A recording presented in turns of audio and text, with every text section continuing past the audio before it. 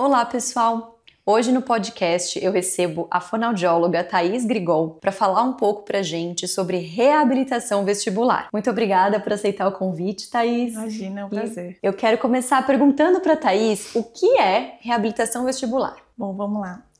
Obrigada pelo convite, doutora Vanessa. É um prazer estar aqui. A reabilitação vestibular é um tratamento individualizado para pacientes que sofrem com tontura, vertigem, instabilidade, vertigem visual, dentre outros sintomas que acometem os sistemas do equilíbrio. Então, a partir de exercícios específicos, esse paciente, a gente vai fazer com que o cérebro se adapte para alguma alteração que a gente teve em algum sensor do equilíbrio, seja ele o sensor visual, a visão, o labirinto ou o nosso próprio corpo.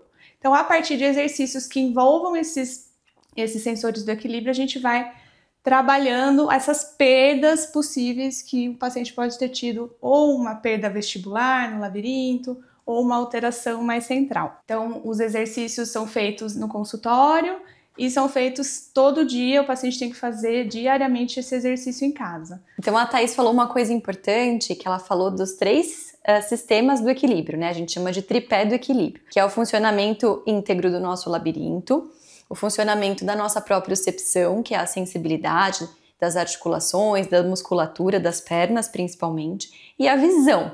Então é a integração dessas 3 informações que vai proporcionar um equilíbrio perfeito. E por isso que às vezes o paciente tem um problema em uma perninha desse tripé, às vezes ele tem problema nas 2, às vezes nas 3. Então esse protocolo tem que ser individualizado, né, Thaís? Sim, com então certeza. Cada paciente, de acordo com a queixa e do diagnóstico médico, Exato. A Thaís vai criar uma proposta de tratamento e de acompanhamento individualizada que possa incluir exercícios específicos para aquelas deficiências, Exatamente. Não é isso? Então são sessões geralmente semanais, Thaís? Como é que funciona? Geralmente semanais, então cada semana a gente vai propondo exercícios para o paciente e a cada semana a gente vai evoluindo nesses exercícios, tanto na dificuldade quanto na sensibilidade que esse paciente tem. Então eu costumo dizer que é como se fosse uma musculação, um músculo que tem que ser trabalhado. Se a gente não trabalha todos os dias, a gente não habitua, não fortalece esses sistemas sensoriais do equilíbrio. Então semanalmente a gente vai propondo mudanças e evoluindo no exercício, na dificuldade também. Lembrando que o exercício, como a gente vai estimular os sensores do equilíbrio, eles são estimulantes, um pouco provocativos dos sintomas da tontura. Um limiar mínimo, uma tontura leve. À medida que o paciente vai repetindo esse exercício, ele vai se habituando, o cérebro vai compensando e a sensibilidade e a tontura vai diminuindo. Então, cada semana a gente vai propondo novos desafios, estimulando novos sensores. Isso, perfeito. Então, a gente vê que é um tratamento de dificuldade progressiva. Exato. Eu brinco que se a reabilitação tá fácil, tá errada. Isso. Então, tem que ser exercícios de fato desafiadores e às vezes provocam até um pouco de náusea, um pouco de mal-estar, né, Thaís? Claro que cada limite individual vai ser respeitado, então, olha, esse exercício não foi muito confortável, dá um passinho para trás.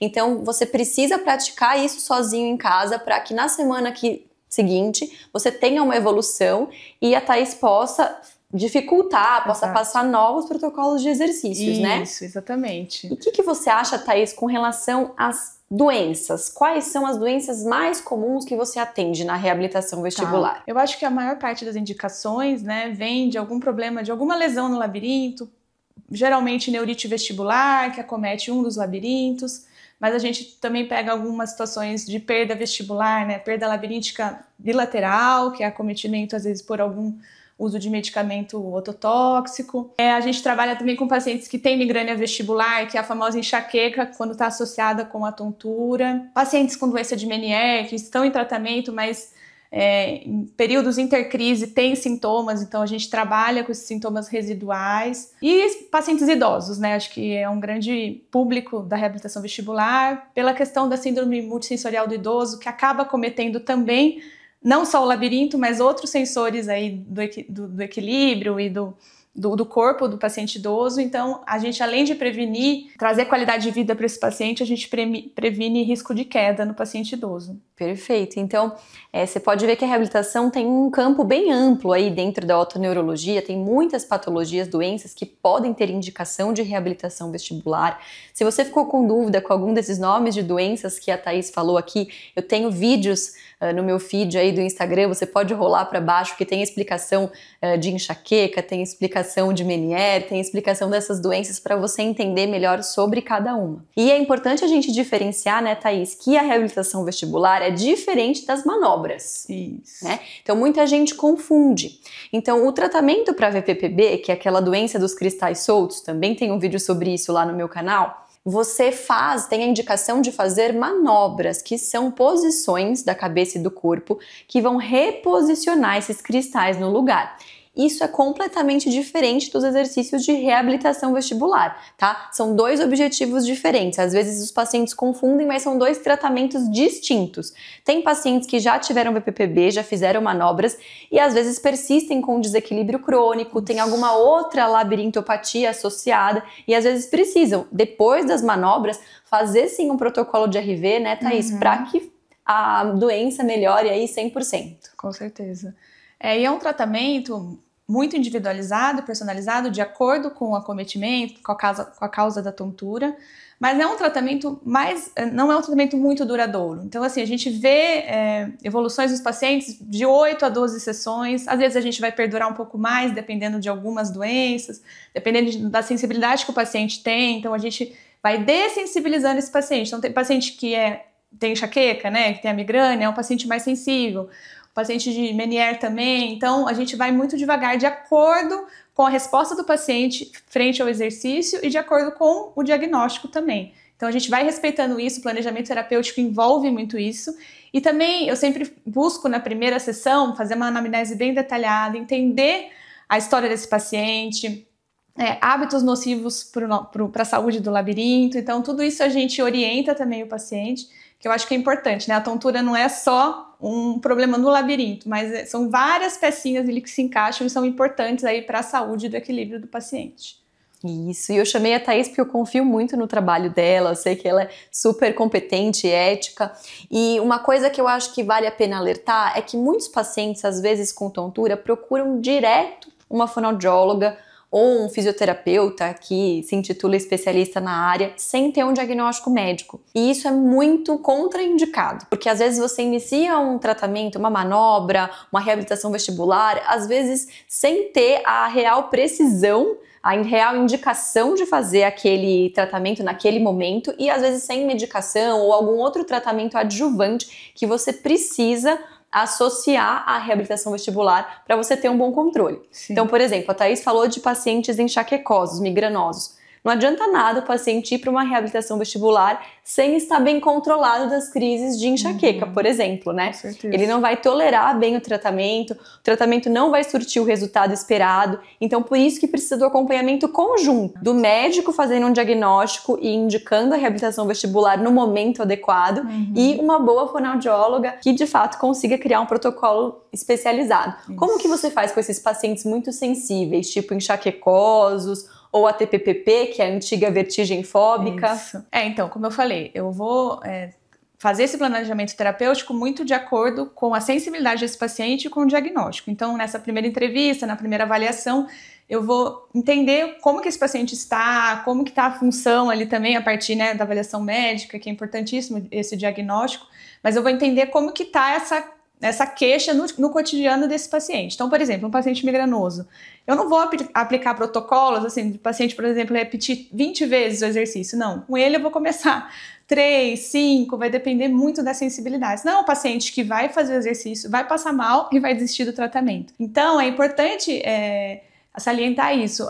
A gente tem que dessensibilizar esse paciente e confiando, ele criando confiança e segurança para realizar o exercício e entender que essa tontura que ele vai sentir é bom, né? A gente está estimulando os sensores do equilíbrio à medida que o cérebro vai se adaptando, vai se habituando com esse estímulo, a tontura vai melhorando. Como você falou, o exercício que não causa mais tontura já não está servindo mais, o corpo já se adaptou para aquele movimento. Então, cada semana a gente vai evoluindo. Mas isso é muito individual e dependendo muito do acometimento e da sensibilidade do paciente. Eu falo, cada paciente é único, então por isso que a reabilitação tem que ser sempre personalizada. Isso, perfeito. Eu acho que a reabilitação bem feita faz muita diferença, né? Então, às vezes eu recebo pacientes que falam, eu já fiz a reabilitação, mas para mim não adiantou nada. E eu sempre tento investigar como foi essa reabilitação. Isso. Às vezes tem pacientes que fazem exercícios coletivos, a pessoa mais 4 outras pessoas trabalhando junto, é difícil a gente realmente ter bons resultados sobre essas condições, porque o tratamento varia muito de paciente para paciente, o protocolo é muito diferente. Então, você aplicar um protocolo padrão para 4, 5 pessoas trabalhando ao mesmo tempo, a chance disso funcionar é baixa. Então, a gente precisa detalhar, precisa insistir e também capacitar você que é paciente para entender se o seu tratamento está sendo adequado, se você está fazendo um bom acompanhamento, uma boa, de forma geral, um bom planejamento e acompanhamento do seu tratamento. E aí a fonoaudióloga geralmente, então a Thaís sempre faz isso comigo, a gente também troca informações. Como é que tá a evolução desse paciente? Olha, não tá legal porque ele é muito sensível, eu não tô conseguindo fazer nenhum exercício para estimular. Às vezes tá na hora dele voltar comigo, a gente ajustar a medicação, por exemplo, no caso de uma enxaqueca, eu entender quais são os fatores que podem ser melhorados para que ele atinja um controle melhor e aí sim tolere a reabilitação. Isso. Como que você vê hoje, Thaís, o uso da realidade virtual no processo de reabilitação? Eu uso bastante a realidade virtual, acho importante, mas eu acho que, sim, o mais importante é essa personalização. Então, assim, eu nunca vou começar o exercício, né, as primeiras sessões com uma realidade virtual. Então, eu sempre vou aplicar esses exercícios importantes para atuar aí nessa adaptação, né, dos sensores do equilíbrio. O paciente vai evoluindo, a gente vai trazendo aí exercícios bem dinâmicos e trazendo a realidade virtual também. Mas eu não uso em todos os casos. E tem paciente que gosta, tem paciente que não gosta, tem paciente que gosta mais do exercício mais padrão. Então, eu gosto de trazer muito exercício que trabalhe também tarefa dupla. Então, a gente trabalha a cognição junto. Porque, assim, quanto mais sensores a gente ativar durante esses exercícios, mais rápido a gente consegue compensar esse paciente e ele melhorar dos sintomas. Então, a realidade virtual é um artifício, aí, uma estratégia muito legal, importante. Eu uso em alguns casos, não em todos, mas eu acho que traz bastante benefício. É uma coisa mais lúdica e você traz o universo mais real ali para o paciente, seja por óculos de realidade virtual, ou às vezes eu insiro vídeos assim, para ele fazer em casa, numa TV grande, porque quanto maior a tela, maior inserção nesse mundo aí virtual. E a gente consegue trazer essa realidade. E eu gosto também de trabalhar, por exemplo, o paciente, eu tenho tontura no supermercado quando eu caminho. Então, dependendo da sessão, a gente vai evoluindo. Às vezes, vamos fazer uma sessão no supermercado, agora a gente vai treinar isso, né? Virar a cabeça. Então, assim, eu tento trazer para o cotidiano, para a queixa personalizada e tentar melhorar essa queixa no dia a dia, porque cada um tem uma queixa, né? Um vai sentir mais tontura em certas situações, outro em outras. Então, a gente vai trazendo para o consultório isso, mas depois a gente pode trazer para uma realidade mesmo.